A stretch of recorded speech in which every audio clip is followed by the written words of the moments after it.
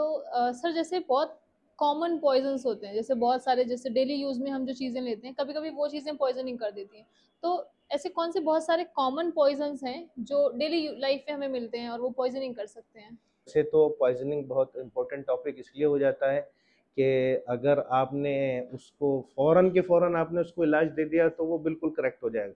जैसे आमतौर से बच्चे कोई कांच का टुकड़ा पड़ा हुआ है उसको खा लेते हैं। हमारे यहाँ इसके लिए सबसे बढ़िया बताया जाता है मैकेनिकल एंटीडोट।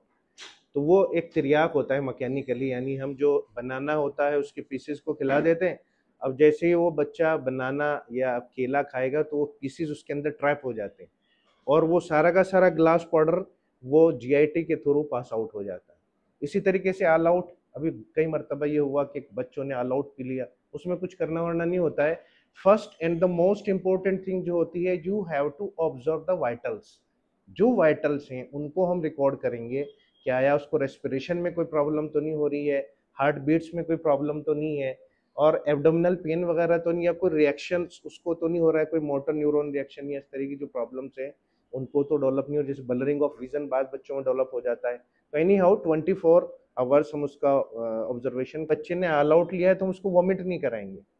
तो अगर वॉमिट करेगा तो वोलेटाइल जो उसके अंदर मादे होते हैं वो फेफड़ों के अंदर जम जाते हैं, उसको हम बोलते हैं जो है वो निमोनिया हो जाता है एक तरीके का, एस्पायरेटरी निमोनिया बोलते हैं। Is no need of vomiting. हाँ, बहुत सारे ऐसे जहर हैं, जैसे कोई उसने वेजिटेबल पॉइजन ले लिया तो वहाँ हम ऐसी दवाएं देंगे जो मुखी होती हैं, कल आने वाली, जैसे एपिकैक एक सिरप आता है उसको पिलवा दीजिए तो उल्टी लग जाती हैं।